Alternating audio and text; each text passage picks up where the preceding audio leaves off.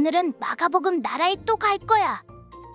지금 바로 마가복음 6장에서 7장 속으로 쏙 빠져봅시다.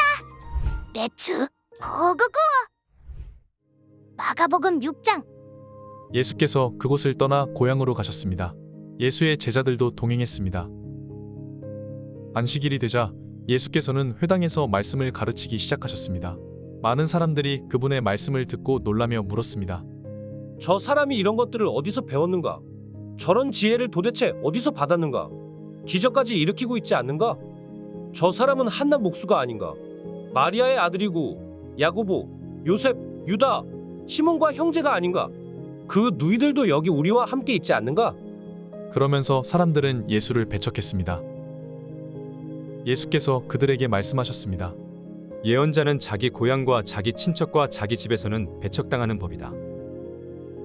예수께서는 그저 아픈 사람들 몇 명만 안수해 고쳐주셨을 뿐 거기서 다른 기적은 일으키실 수 없었습니다. 그리고 예수께서는 그들이 믿지 않는 것에 놀라셨습니다.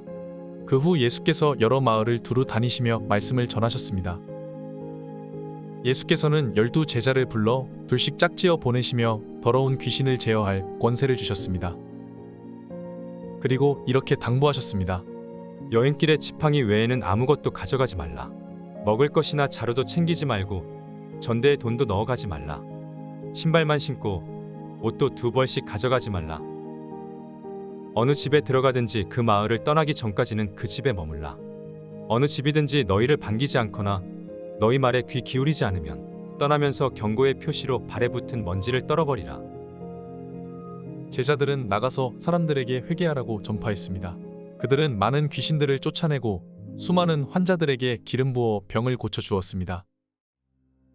예수의 이름이 널리 알려지자 헤롯 왕도 그 소문을 듣게 됐습니다. 어떤 사람들은 세례자 요한이 죽은 사람 가운데에서 살아났다. 그래서 그런 기적을 일으키는 능력이 그 사람 안에서 역사하는 것이다. 라고 말했습니다. 또 그는 엘리야다 하는 사람도 있었고 어떤 사람들은 그는 예언자다, 옛 예언자들 가운데 한 사람과 같은 사람이다라고 말하기도 했습니다. 이런 이야기를 듣고 헤롯이 말했습니다. 내가 목을 벤 요한이 죽은 사람 가운데서 살아났나 보다. 헤롯은 전에 요한을 체포하라는 명령을 직접 내렸고 결국 요한을 잡아다가 감옥에 가둔 적이 있었습니다. 헤롯이 자기 동생 빌립의 아내 헤로디아와 결혼한 것 때문에 요한이 헤롯에게 동생의 아내를 데려간 것은 옳지 않다라고 말해왔기 때문입니다. 그래서 헤로디아는 원한을 품고 요한을 죽이려 했습니다. 그러나 그렇게 할 수 없었습니다. 그것은 요한이 의롭고 거룩한 사람임을 헤롯이 알고 그를 두려워하며 보호해 주었기 때문입니다. 헤롯이 요한의 말을 듣고 있으면 마음이 몹시 괴로웠지만 그럼에도 그의 말을 달게 듣곤 했습니다. 그런데 때마침 좋은 기회가 왔습니다. 헤롯은 자기 생일에 고관들과 천부장들과 갈릴리의 인사들을 초청해 만찬을 베풀었습니다. 그때 헤로디아의 딸이 들어와 춤을 춰 헤롯과 손님들을 즐겁게 해주었습니다. 왕이 그 소녀에게 말했습니다. 무엇이든 내가 원하는 것을 말해보아라. 내가 다 들어주겠다. 헤롯은 그 소녀에게 맹세까지 하면서 약속했습니다. 내 소원이 무엇인지 말해보아라.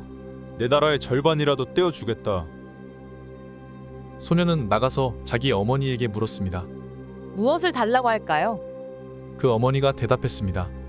세례자 요한의 머리를 달라고 해라. 소녀가 곧장 왕에게 달려가 요구했습니다. 지금 곧 세례자 요한의 머리를 쟁반에 담아 제게 주십시오. 왕은 몹시 난감했습니다. 그러나 자기가 맹세한 것도 있고 손님들도 보고 있어서 그 요구를 도저히 거절할 수 없었습니다. 그래서 왕은 곧 호위병을 보내 요한의 목을 베어오라고 명령했습니다. 호위병은 가서 감옥에 있는 요한의 목을 베어 그 머리를 쟁반에 담아가지고 돌아와 소녀에게 주었습니다. 그 소녀는 그것을 자기 어머니에게 갖다 주었습니다. 요한의 제자들이 이 소식을 듣자마자 달려와 시신을 가져다가 무덤에 안치했습니다. 사도들이 예수께 돌아와 자기들이 한 일과 가르친 것을 모두 보고했습니다. 그런데 거기에는 오가는 사람들이 너무 많아 예수와 제자들은 먹을 겨를 조차 없었습니다. 예수께서 그들에게 말씀하셨습니다. 외딴 곳으로 가서 잠시 쉬라. 그래서 그들은 따로 배를 타고 외딴 곳으로 갔습니다. 그런데 많은 사람들이 그들이 떠나는 것을 보고 그들을 알아보았습니다. 그러고는 여러 마을에서 달려나와 길을 따라 걸어가서 그들보다 그곳에 먼저 가 있었습니다. 예수께서 도착해 많은 사람들을 보시고 목자 없는 양들 같은 그들을 불쌍히 여겨 그들에게 여러 가지로 가르쳐주기 시작하셨습니다. 날이 저물어 가자 제자들이 예수께 다가와서 말했습니다. 이곳은 빈들인데다 시간도 벌써 많이 늦었습니다. 사람들을 보내 가까운 마을이나 동네에 가서 각자 먹을 것을 사 먹게 하시죠. 그러자 예수께서 대답하셨습니다. 너희가 그들에게 먹을 것을 주라. 제자들이 예수께 말했습니다. 그러면 우리가 가서 200데나리오너치를 사다가 그들에게 먹이라는 말씀입니까? 예수께서 물으셨습니다. 빵이 얼마나 있느냐? 가서 알아보라. 그들이 알아보고 말했습니다. 빵 5개와 물고기 2마리가 있습니다. 그러자 예수께서는 사람들을 모두 풀밭에 무리를 지어 앉히라고 제자들에게 지시하셨습니다. 그래서 사람들은 100명씩, 50명씩 무리를 지어 앉았습니다. 예수께서는 빵 5개와 물고기 2마리를 들고 하늘을 우러러 감사기도를 드린 후 빵을 떼셨습니다. 그리고 제자들에게 주어 사람들 앞에 갖다 놓으라고 하셨습니다. 예수께서는 물고기 2마리도 그들 모두에게 나눠주셨습니다. 사람들은 모두 배불리 먹었습니다. 제자들이 남은 빵 조각과 물고기를 모으니 12바구니에 가득 찼습니다. 빵을 먹은 남자 어른만도 5,000명이었습니다. 예수께서 곧 제자들을 배에 태워 호수 건너편 벳세다로 먼저 가게 하시고 사람들을 돌려보내셨습니다. 그들을 보내신 뒤 예수께서는 기도하려고 산으로 올라가셨습니다. 밤이 되자 배는 호수 한가운데 있었고 예수께서는 혼자 무태 계셨습니다. 예수께서는 제자들이 강한 바람 때문에 노젓느라 안간힘을 쓰는 것을 보셨습니다. 이른 새벽에 예수께서 물 위를 걸어 그들에게 나아가시다 그들 곁을 지나가려고 하셨습니다. 예수께서 물 위를 걸어오시는 것을 본 제자들은 유령인 줄 알고 소리를 질렀습니다. 그들 모두 예수를 보고 겁에 질렸습니다. 그러자 곧 예수께서 그들에게 말씀하셨습니다. 안심하라. 나다. 두려워하지 말라. 그리고 예수께서 제자들이 탄 배에 오르시자 바람이 잔잔해졌습니다. 제자들은 몹시 놀랐습니다.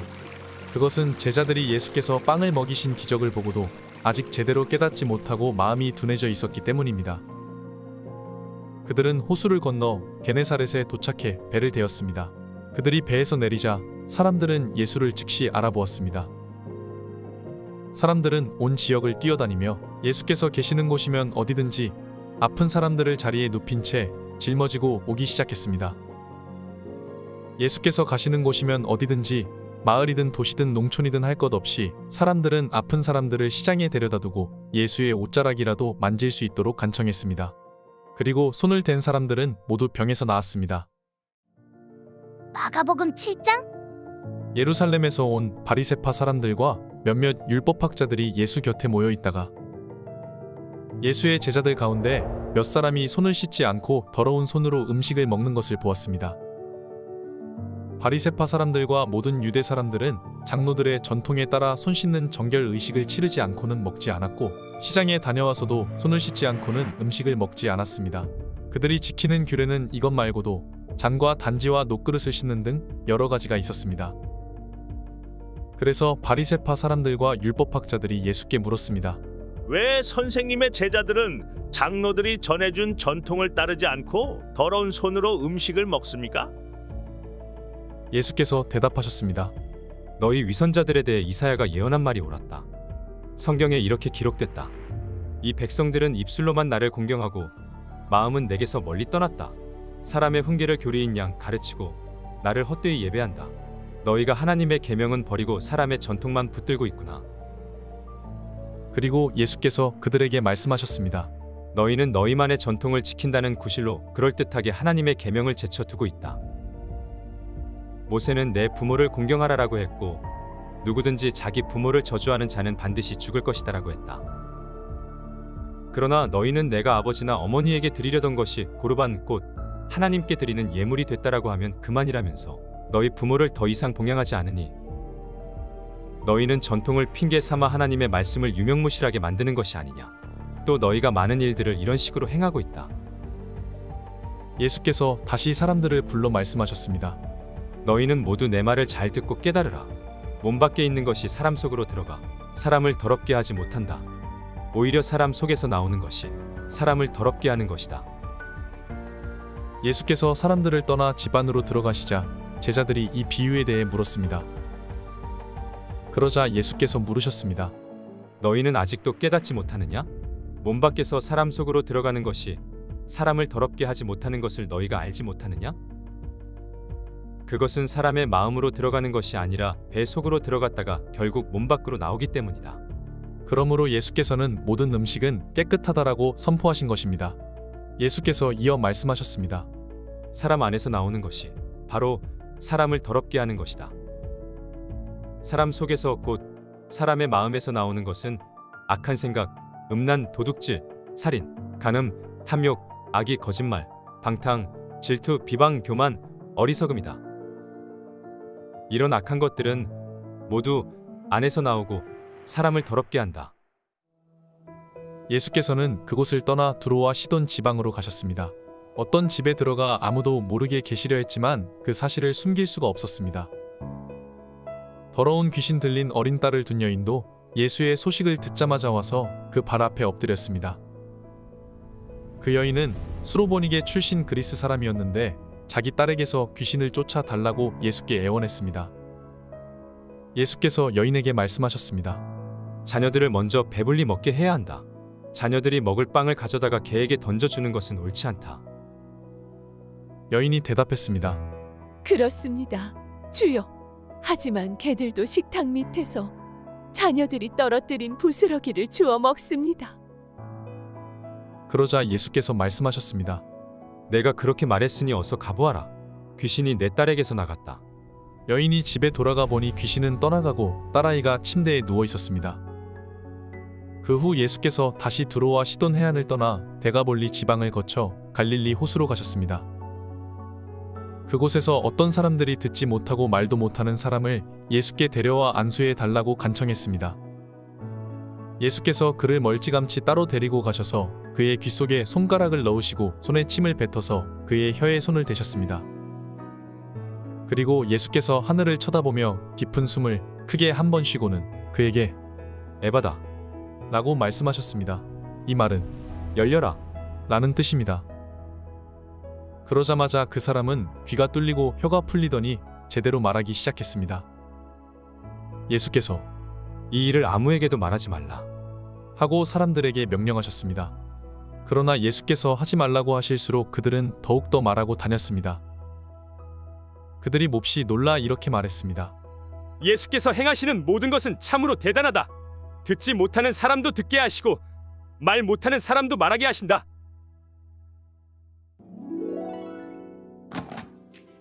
수고했어, 친구들. 다음은 어떤 말씀이 우리를 기다릴까? 그럼 다음에 또 만나자. 안녕.